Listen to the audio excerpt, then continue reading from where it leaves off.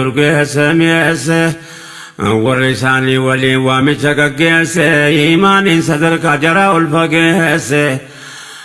nan dubbadhaangaa rabbiin na mijeesse akka bara baraan dhagahamtu teesse mu'mintoota awwalaa rabbitu milkeesse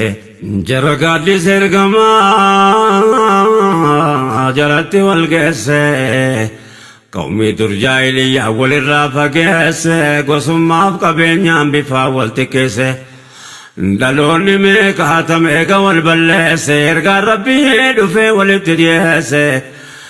ummata imaaniin qalbii qulqulleesse ol fuudhee islaamummaa walitti obboloomse